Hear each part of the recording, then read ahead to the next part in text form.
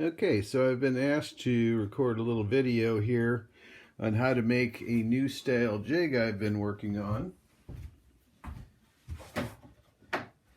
That particular jig is a scent holder jig that incorporates the use of a microfiber section on the jig.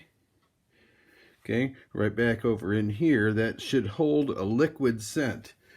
What I want to try to get away from using are these little guys. Okay, as effective as they are, those of you that use them know that they could be a management system in your boat. Fresh out of the jar, they're too soft. They get knocked off easily by either the cover or by fish that bite. You can't tell if they're on there. If you set them out on your boat deck for a while and let them get a little bit dried, they work pretty good, but then sometimes they over dry and then they become brittle. Or if it lightly rains, it ruins everything that you've got exposed and they become the slipperiest surface on earth. And you can't put them on a hook if you wanted to. Can't even pick them up. The other problem I have is kicking them over all the time and making a mess in my boat. So what I would like to do is start using something very absorbent on my jigs and using something that I know is still there. This product's also made by Berkley. No idea if it works or not, but I'm going to give it a try. There's also a few other products out there that seem popular with crappie fishermen, like Slab Slobber. Baitmate has a product as well. Anyway, that absorbent area should help hold a scent on the lure and help fish hold on a little bit longer. Let me get my hook set. Okay, so anyway, to get started with this, you're going to notice that the vise that I use is a pretty cheap vise. Okay, I prefer this vise because I can lay it horizontal and rotate it and keep the lure horizontal. A lot of the more expensive ones don't allow you to do that. Okay, so I'm going to zoom in as tight as I can here.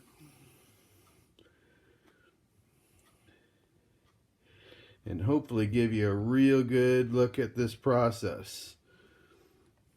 Okay, so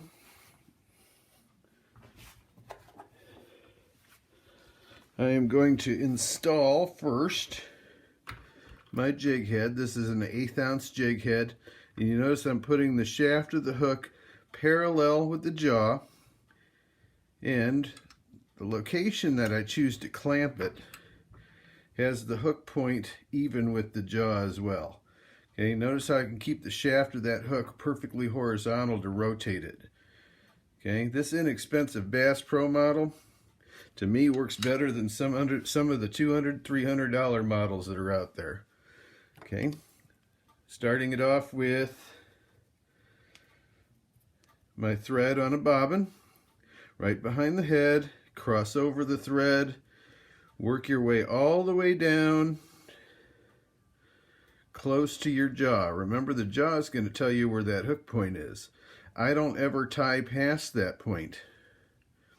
I believe in keeping that gap in the hook correct as designed, and it helps with hook sets. Once I've returned back to the head, I can trim off my thread. And then my next step is to use my absorbent microfiber material. Okay, this is just a wash mitt. This particular one I found at a Dollar Tree, or you guessed it, $1. Not frequently do fly tires, jig tires, find materials that cheap. Okay, so my method of tying things on the shaft is to go over them once or twice, and then to go way down the body at kind of angles to the point where I want to tie it on and leave it. Okay, and then I'm going to wrap tightly about 5 times and then crisscross back. Okay, folks, that isn't going anywhere, and there's no need to use glue there. Okay, I see a lot of jig holders or jig builders use a lot of glue. I do use it, but only in one situation, and I'll show you that later in this video. Okay, now my next thing to tie on are the little legs in the jig. And I found some interesting material when I was out at Colorado Springs visiting my son. It's a mylar material, very thin. The cool thing about it is it's very glow in the dark. I'll show you the tag that was on that in case you want to find it. The store I found it at was named Angler's Cubby, and they're in Colorado Springs. Fantastic store. Great people working there. If you ever have a chance, make sure you visit there. You're going to find some real cool jig and fly tying materials while you're there.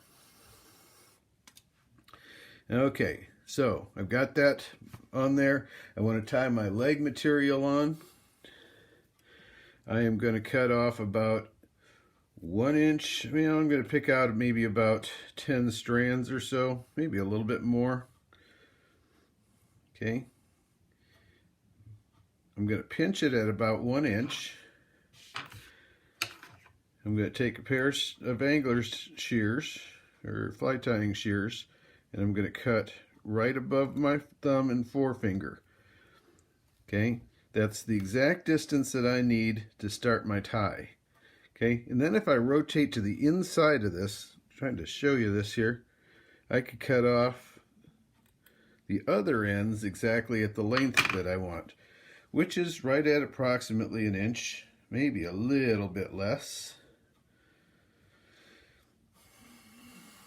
I'm going to put that right behind the head, go over the top of it, and remember I crisscross, or I go kind of an angle all the way down to where I want to tie on something. Wrap real tightly at that point, and then I come back at the opposite angle, back to the head. Okay, if you get that nice and tight, you notice how they fan out real nice, and once again, you are not going to get that out of there, and neither is a fish.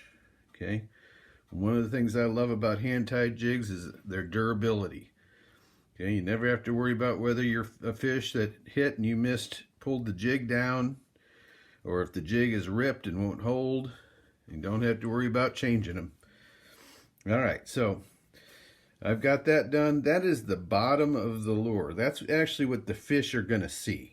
Okay, because, well, in most cases, crappie are looking up at a jig. Okay, so now I want to rotate to the other side. I'm going to turn my vise, make sure I'm perfectly parallel, stop, check it, and tighten it. Okay, now on the other side of this, I'm going to add some flash. Okay, this is a crystal flash material. This has got a little bit of a pink tint to it. They make this in a variety of stuff, colors rather.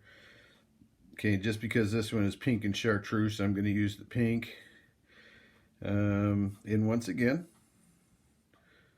pull some strands. I'm going to cut in front of my fingers and then back behind my fingers at the length that I want. And I'm going to go ahead and tie those on. Same method. Once or twice around to hold it in place, down at an angle, and real nice and tight, and then back at an angle. Okay. All right, next thing is to add a couple of hackle wings. Okay. You're finding a match set when you're picking which one of them. Notice the different sizes and shapes of these different hackle feathers. Okay, try to find two that are very similar to each other to choose to use on the same lure. Okay, for instance, I kind of like the look of these two particular ones. I'm going to cut them off longer than I need them. Okay. Maybe about 2 inches or so. Okay, I'm going to take the first one. Okay, now I don't tie these feathers. I don't like to make my ties too much longer than the extension of the hook, right? That bend in that hook. Okay, so I'm going to figure out exactly how long I want that. I'm going to cut it off right behind the head. And then I'm going to strip some feather material to expose the stem. Okay, I lay it at an angle right behind the head. Come over the top. Oops, missed it. Run down at an angle. Okay, yep, missed it again.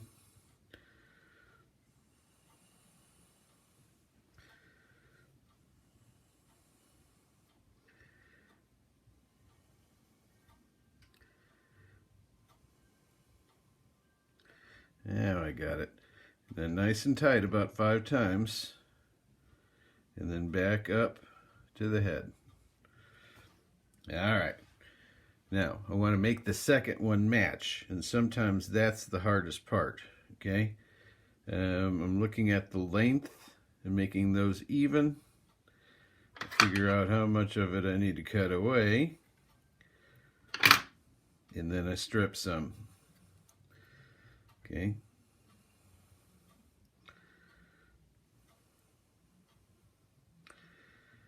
Now you notice from when I made mistakes earlier that if it doesn't come out right, back your thread up. Do it again. I'm somewhat of a perfectionist when I tie. I don't know if it matters to fish, it just matters to me.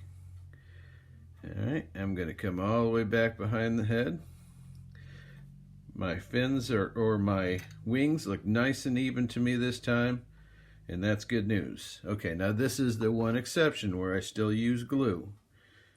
Okay, underneath the chenille that's going to get wrapped, and while all this material is in place, I'm going to put a little bit of crazy glue and lock that stuff in. Dries nice and quick.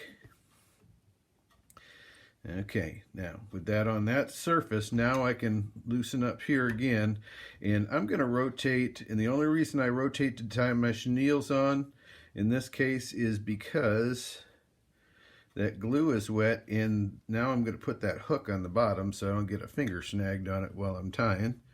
I want to get my jig nice and level and flat again, lock my rotary vise in. Okay, you want to select the main color of chenille you want to use. Okay, it's also important that your chenille is matching, kind of the same diameter, okay, the two colors that you're going to use. And this method of making a jig body 2 colors works real well for the 1/8 ounce, and it works real well on 1/16 ounce because I could use some micro chenille. Kind of like this card is, okay? But as you get towards the bigger jigs, you're better off using a different method. I'm going to go ahead and wrap this down. This is the main color, okay? Okay, now I've got this spring on here, and that spring is real helpful to hold my materials in place and out of the way. So once again, nice and tight down here, and bring it back behind the head. All right, now I want about the same amount of my secondary color, about 5 inches in this case. Okay, and I'm going to tie that onto the side here.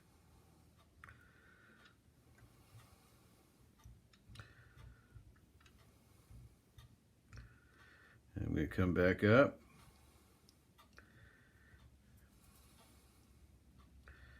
I'm going to tie it over here. What that's actually in right now is a loop. Okay, so what I can do after I get that tied on is to cut the loop. So now I've got 3 strands. Okay, my main body color is in the middle strand. All right, This is the part that confuses a lot of people, and believe me, you will get better at this the more you tie at it. It took me a long time to get my first one. Okay, take your main body and go behind the other two chenilles. You're going to wrap around behind them. Okay, and then go in front of both of them. Nice and tight. Bring this side forward. I like to keep it parallel with the eye. Then bring this side forward, parallel with the other eye. Okay, and then you're going to go in front of them again.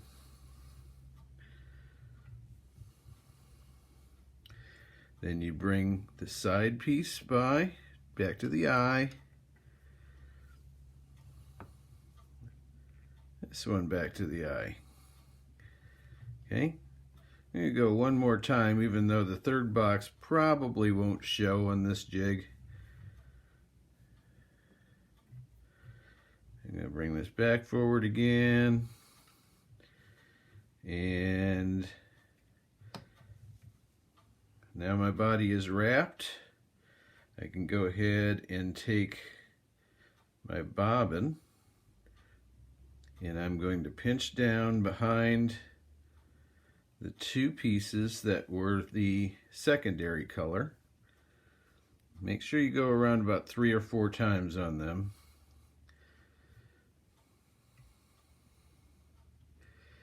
Okay, and then you can cut those away.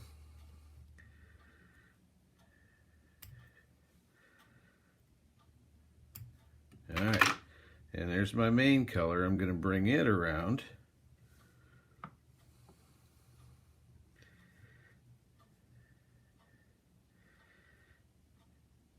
Make sure you go behind it and in front of it a few times before you cut it away.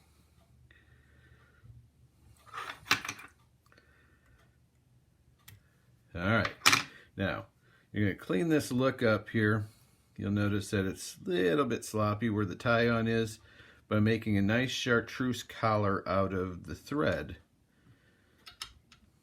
Okay, so basically I just build up some thread, make a nice collar that is actually my secondary color.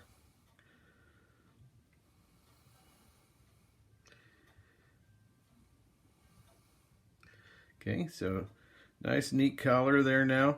I don't use a whip finisher. I don't believe in using a whole lot of the fly tying tools that other people use. To finish this, I find it simple to put 2 fingers here, bring the thread over, rotate, lay it on top, and pull. Okay, pull it a little bit snug. Don't get carried away or you'll break the thread. Same thing. Okay, so I did that twice. Okay, now I'm going to do a double. I'm going to go over. Nope, I didn't do a double. Go over and over again.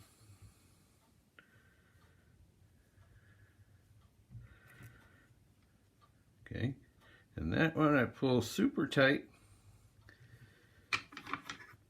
If you break that second one, it's all right. Cut it off if you don't. All right, now the fly is nice and cleaned up and finished up. I'm going to go ahead, or the jig is rather, I'm going to clip it and show you the finished result there. Okay, so now it's got a bait holder surface there. It'll hopefully hold my scent real well. You can clean up your fan. The Mylar is a rechargeable glow-in-the-dark material. Okay, and then it's got a couple of nice little hackles there to slow the drop and to give it a little bit of wiggle in the water. Okay, a lot of features to these little jigs. I hope you enjoy building them. If you have any questions whatsoever, please drop me an email or PM me.